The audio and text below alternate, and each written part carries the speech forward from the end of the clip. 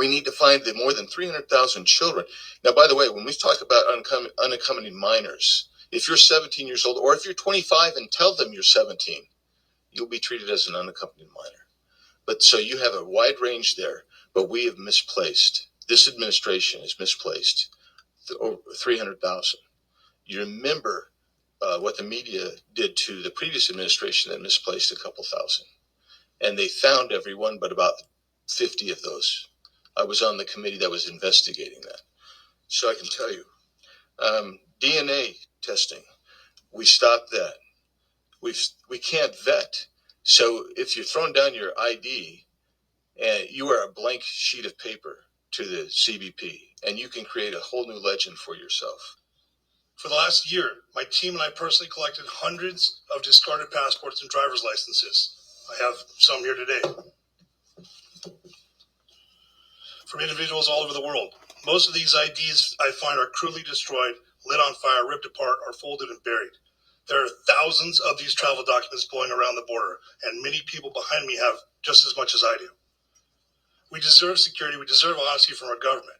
How have cartels been permitted to act with impunity at our California border for so long? Why are immigration laws not being enforced?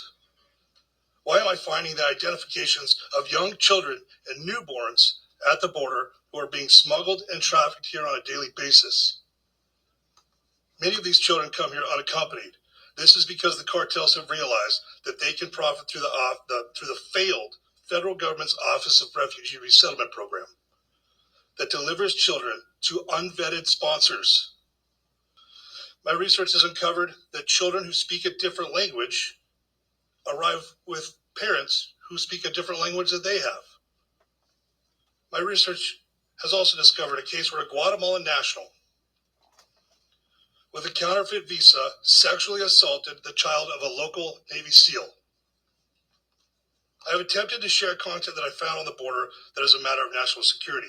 I've been told that due to the political climate, federal agents would be retaliated against for actively investigating this material. I'm very confused at things like the DNA program where they would check the DNA of the child and compare it to that of the adult they were with. We're not doing that anymore. The Biden administration did not renew that program. From what I remember, approximately 30% of those children were not related to the people they were coming across with. That's when we were doing the DNA testing. We're no longer doing it. So what's the number now? We have no idea. The people behind me deserve an answer as to why that program was not reinstated. Tim Tebow sat up here and explained that 20,000 kids were missing. Then Tara Rodas came along and explained that 85,000 children were missing, migrant children were missing in this country. I'm here today to explain that we now have approximately 300,000 plus children missing in this country.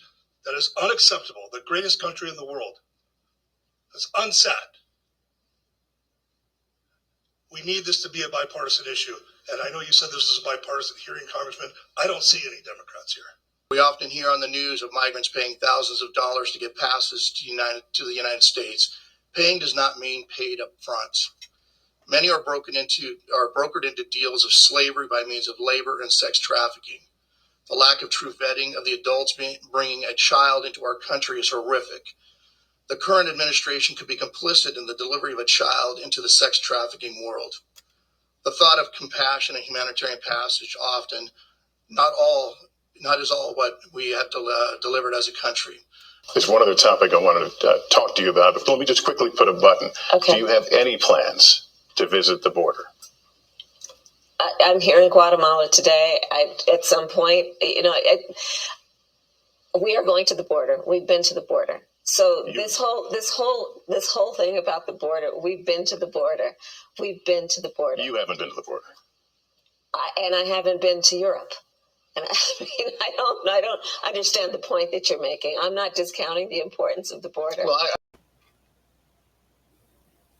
When you first ran, there was a debate. You raised your hand when asked whether or not the border should be decriminalized. Do you still believe that?